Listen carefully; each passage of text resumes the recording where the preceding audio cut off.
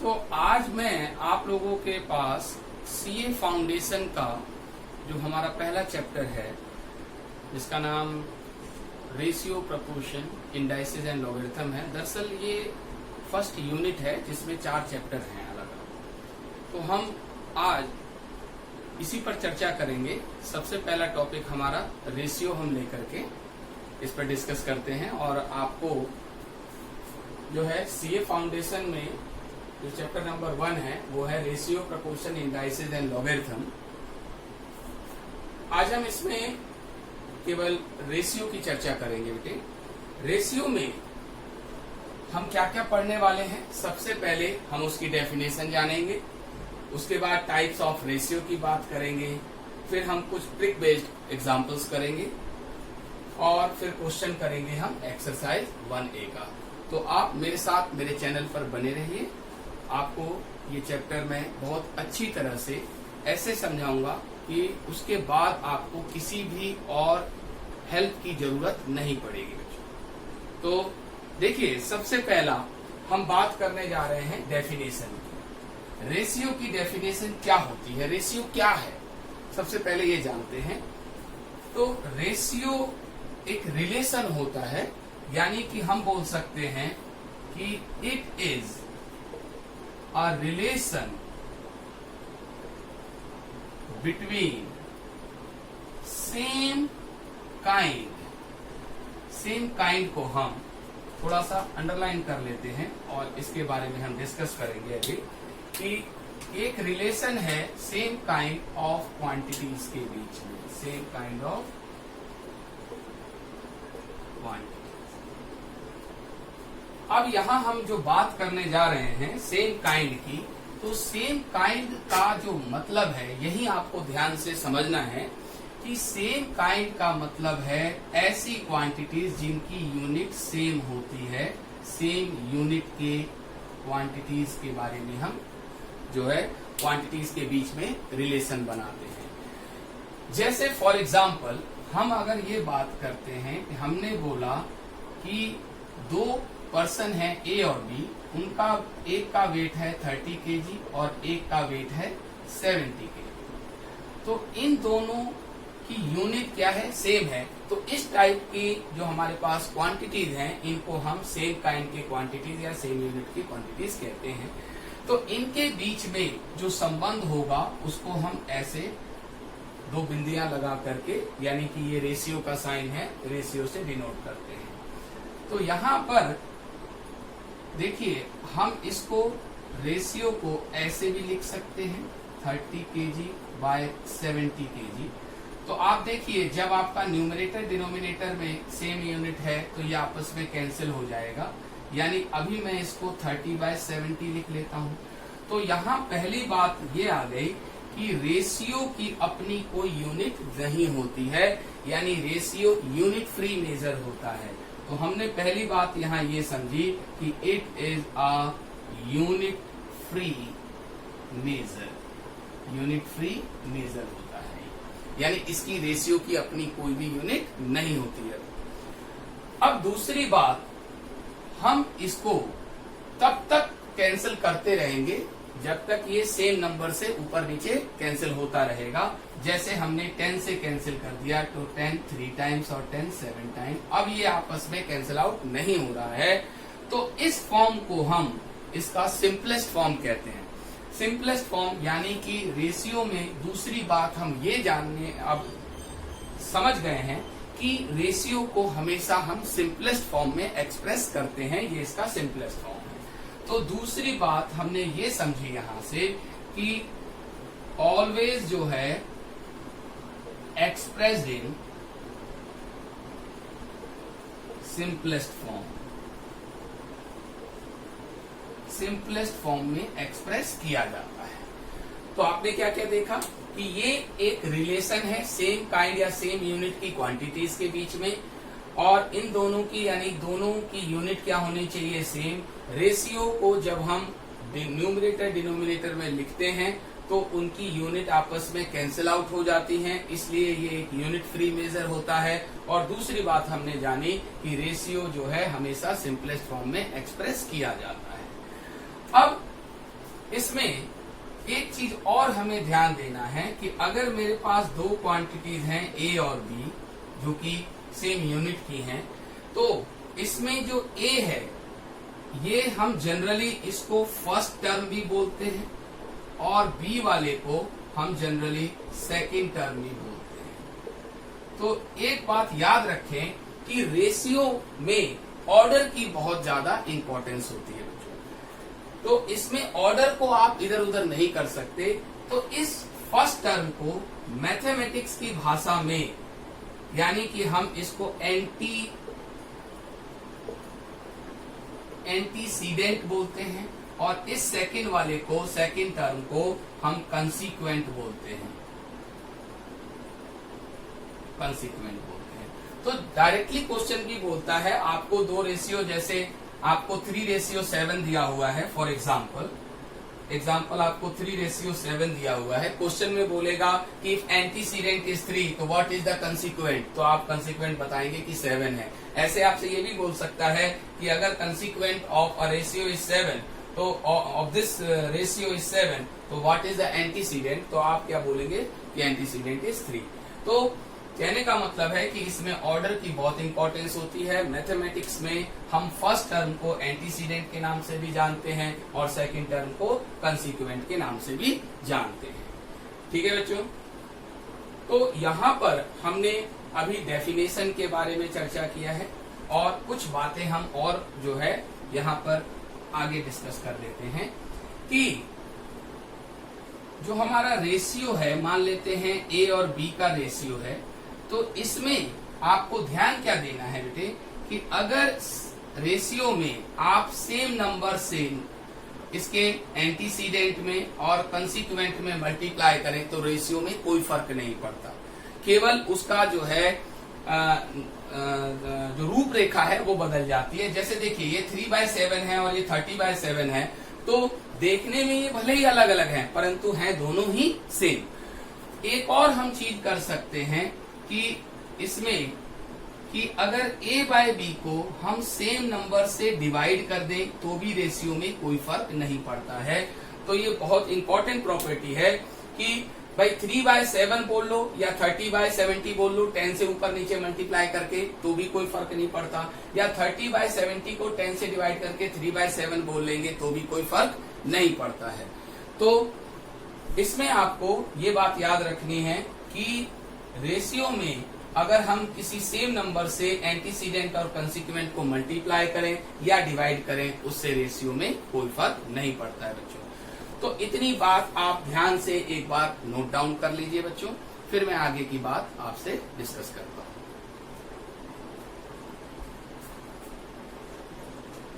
हाँ जी बच्चों, तो इतना आपको समझ में आ गया कि रेशियो की डेफिनेशन क्या होती है।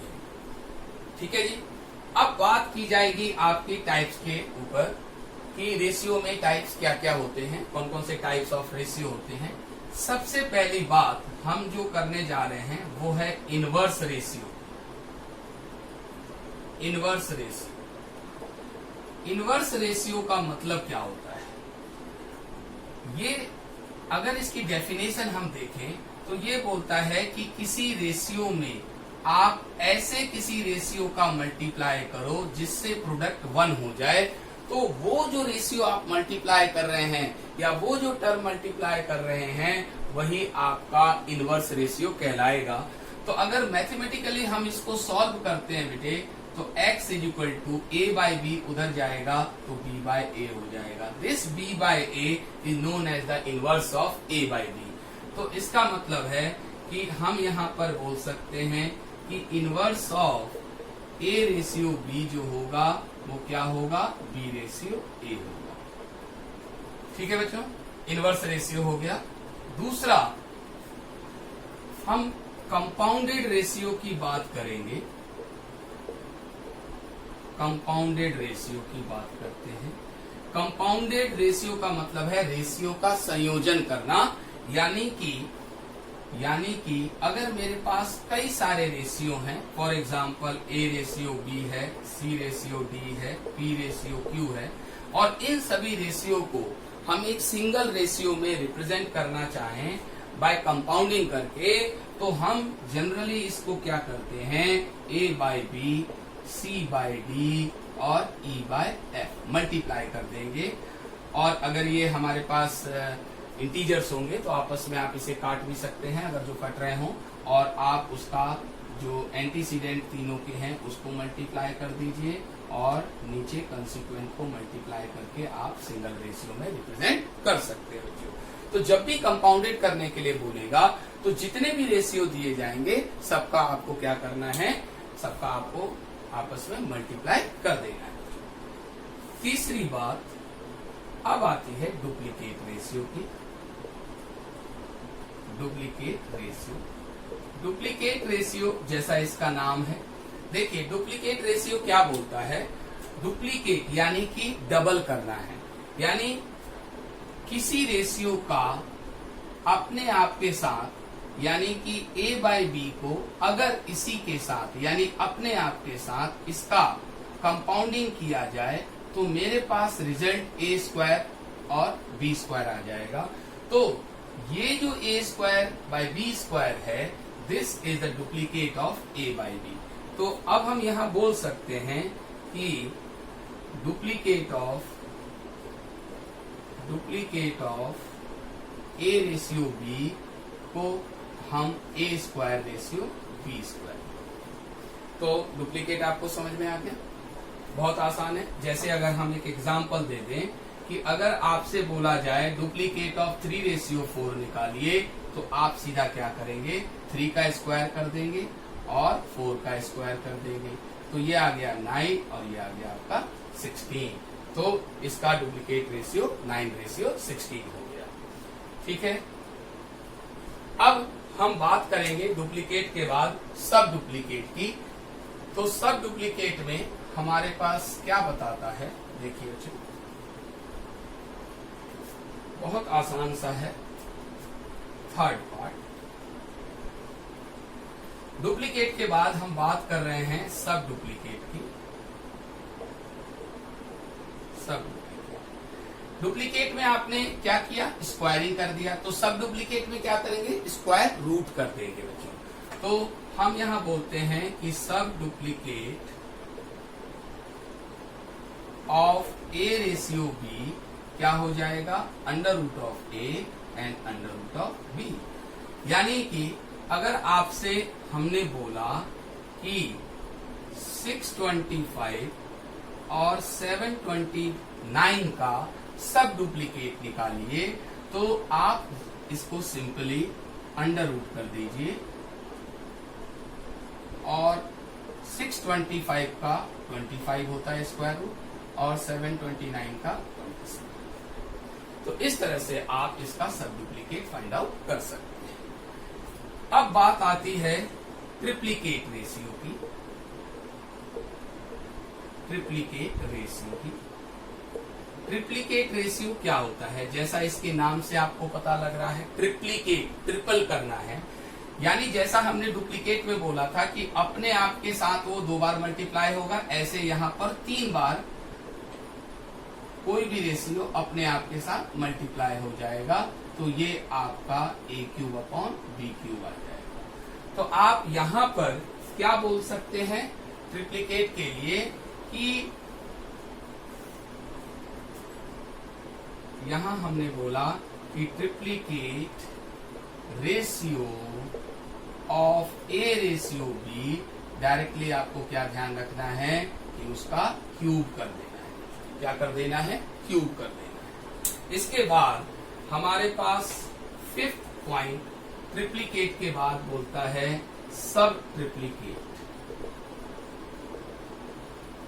जैसा कि हमने डुप्लीकेट से फिर सब डुप्लीकेट में अंडर रूट किया था, तो ट्रिप्लीकेट में भी हम क्यूब रूट करेंगे। तो यहां पर सब ट्रिप्लीकेट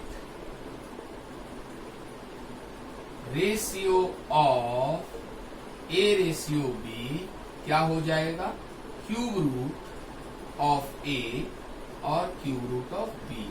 अगर आप ऐसा ना लिखना चाहें तो आप a raise to the power 1/3 and b raise to the power 1/3। 1/3 को हम क्यूब रूट बोलते हैं, पावर में जब 1/3 होता है तो उसको हम क्यूब रूट बोलते हैं। तो sub triplicate ratio of a ratio b, आपको इसका एग्जाम्पल जरूर चाहिए होगा ना कि ये क्या है। तो अगर हमने बोला कि 27 और 64 का सब ट्रिप्लीकेट फाइंड आउट कीजिए, तो मैंने आपको बोला कि 27 का क्यूब रूट लिख दो और 64 का भी क्यूब रूट लिख दो। तो बच्चों आपको ये पता ही है कि 27 3 का क्यूब होता है और 64 4 का क्यूब होता है। तो ये पावर आपस में कैंसिल आउट करके हमने इसका फाइनल आंसर बता दिया कि इसका जो क्यूब रूट होगा वो आपका 3:4 होगा। यानी कि सब triplicate ratio of 27 ratio 64 is 3:4। ठीक है बच्चों, तो अभी हमने 5 टाइप के बारे में बात की है। अब हम अगली बात जो करने जा रहे हैं वो है हमारे पास कंटिन्यूड रेशियो। अब हम बात करेंगे कंटिन्यूड रेशियो। तो यहां पर कंटिन्यूड रेशियो 6 पॉइंट है। कंटिन्यूड रेशियो अगर आपसे बोल दिया जाए कि a b c d are in continued ratio, तो अब आपको कंटिन्यूड रेशियो में क्या करना है, ए बाय बी और फिर इस b को रिपीट कर देना है b बाय सी, फिर ऐसे c को रिपीट करना है c बाय डी। यानी कि जो पहले रेशियो का कंसिक्वेंट है वो दूसरे रेशियो का एंटीसीडेंट हो जाएगा। ऐसे दूसरे रेशियो का जो कंसिक्वेंट है वो थर्ड रेशियो का क्या हो जाएगा, एंटीसीडेंट हो जाएगा बच्चों। तो इस प्रकार से हम कंटिन्यूड रेशियो लिख देते हैं। तो अभी हमने डेफिनेशन के साथ साथ टाइप्स का भी डिस्कस कर लिया है। अब हम आपको ट्रिक्स बताएंगे कुछ क्वेश्चंस में लगा करके कि कैसे आप विद इन 3 सेकेंड और 4 सेकेंड आप किसी भी बड़े से बड़े क्वेश्चन को सॉल्व कर सकते हैं। तो अब आप इसको आप समझ गए होंगे, कोई दिक्कत तो नहीं है। ठीक है बच्चों, तो आप लोग इतना नोट कर लीजिए, फिर मैं आपको ट्रिक्स के साथ कुछ एग्जांपल्स डिस्कस करूंगा।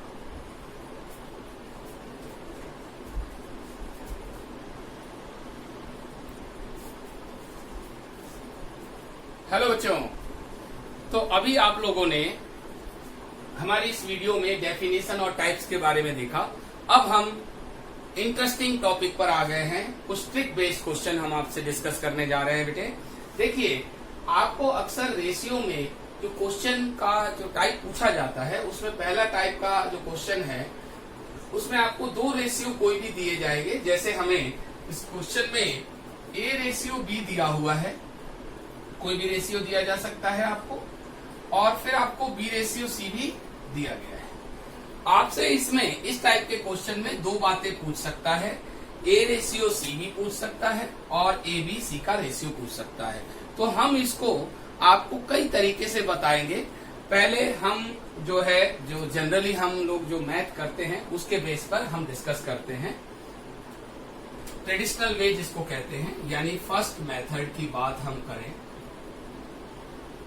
फर्स्ट मेथड की बात करते हैं। देखिए, आपको ए रेशियो बी को हमने ए बाय बी लिख लिया इस तरह से 3/4, और फिर हमने बी रेशियो सी को बी बाय सी लिख लिया 5/7। तो मित्रों, सबसे आसान बात यह है, आपको ट्रेडिशनल मेथड जो है, ट्रेडिशनल मेथड ये है कि आपको लगेगा तो लेंदी, बट वो हम भूलते नहीं है, हमेशा हमें वो याद रह जाती है। परंतु जो ट्रिक्स होती है वो हमें थोड़ा सा मेमोराइज करना पड़ता है, याद रखनी पड़ेगी। ठीक है, यहाँ देखते हैं। अब आप अगर ए रेशियो बी में और बी रेशियो सी में कॉमन पॉइंट देखते हैं हम, तो यहाँ पर बी है और यहाँ पर भी बी है। ये दोनों बी तो सेम है, बट द वैल्यूज जो हैं, यहाँ पर 5 दे रखा है और यहाँ 4 दे रखा है। तो हम एक काम करते हैं, सबसे हमने जो रेशियो में जो प्रॉपर्टी डिस्कस कर रहे थे उसमें हमने बताया था कि रेशियो में अगर सेम टर्म से ऊपर और नीचे मल्टीप्लाई कर दिया जाए तो रेशियो में कोई फर्क नहीं पड़ता, ऐसा हमने आपको बताया हुआ है। तो अब हम उसी का यहाँ पर उसी प्रॉपर्टी का यूज करेंगे। यहाँ पर 5 है, यहाँ पर 4 है, तो इस 5 का इस वाले से आप न्यूमरेटर डिनोमिनेटर में मल्टीप्लाई कर लीजिए और इस 4 का इस वाले से मल्टीप्लाई कर दीजिए, इस 4 का इससे मल्टीप्लाई कर दीजिए। यानी कहने का मतलब है इस वाले b का दूसरे वाले से मल्टीप्लाई करना है और दूसरे वाले b का इस वाले से मल्टीप्लाई कर देना है। तो हमारे पास एक्चुअल में कितना आ गया 15 और 20, और यहाँ कितना आ गया 20 और 28। तो अब आप देखिए यहाँ का भी b अब आपका और यहाँ का भी b आपका सेम हो गया। अब आप ये दोनों क्वेश्चन का आंसर दे सकते हैं। कैसे? देखिए a और c लिखना है, तो a ये है 15 और c है आपका 28, तो आपका आंसर आ गया 15 और 28। अब आपको a और b और c बताना है, a ratio b ratio c, तो अब आपको a है आपका 15, b है आपका 20 और c है आपका 28। इस तरह से आपने ट्रेडिशनल मेथड से इसका सॉल्यूशन कर दिया, तो ये भी ज्यादा समय नहीं लेगा। अब मैं आपको इसी का एक और मेथड डिस्कस करता हूँ, ट्रिक बेस्ड जो है। आपको लगता है कि इसमें ज्यादा टाइम लग रहा है, तो अब हम सेकंड मेथड डिस्कस करेंगे। सेकंड मेथड क्या बोलता है? सेकंड मेथड में अब हम अपना सेकंड मेथड इसी क्वेश्चन को करने के लिए बताते हैं आपको। तो ये हमारा, इसको भी हमने रब कर दिया। देखिए अब हमारे पास इस इक्वेशन को, जैसे a रेशियो b को आपने पहले लिखा, दूसरा है b रेशियो c, तो b के नीचे b को लिख लीजिए 5 रेशियो 7। ठीक है जी। अब आप कैसे निकालेंगे? ये यहाँ पर एक खाली जगह है आपके पास और ये यहाँ एक खाली जगह है, तो इन खाली जगहों को आप जो है पहले भर लेते हैं। ये 5 लिखा हुआ है, तो इस वाले प्लेस को 5 से ही आप सेम नंबर से ही भर दीजिए, और ये 4 लिखा है तो इसको भी आप सेम नंबर 4 से ही भर दीजिए। ठीक है जी।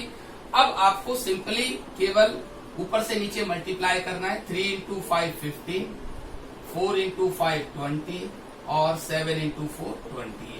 तो इस तरह से आपका एबीसी का रेशियो आ गया। अब आप अपने इन दोनों आंसर्स को दे सकते हैं। आपको ए और सी पूछ रहा है तो 15 और 28 लिख दीजिए, और अब आपको एबीसी पूछ रहा है तो एबीसी तो आपके पास है ही है, 15, 20 एंड 28। तो एक तो ये तरीका हो।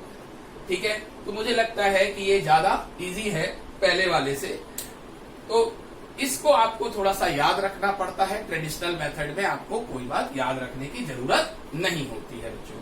तो इस टाइप का क्वेश्चन अब आप समझ गए होंगे। आप कई सारे एग्जाम्पल्स लेकर के इसकी प्रैक्टिस करें। ज्यादा से ज्यादा प्रैक्टिस करने से आपको अनुभव ज्यादा होगा, और अनुभव से ही आप जो है क्वेश्चन को जल्दी से जल्दी कर सकते हैं बच्चों। तो आज के वीडियो में हम अपने इस ट्रिक तक ही जो है बताएंगे, और अब आपको मेरी सेकंड वीडियो में हम इसके आगे कंटिन्यू करेंगे। तो मेरे साथ बने रहिए मेरे चैनल पर, और अगर आपने इस चैनल को सब्सक्राइब नहीं किया है तो आज ही इसे सब्सक्राइब कर लीजिए। आपको सीए फाउंडेशन का पूरा सिलेबस हम करवाएंगे।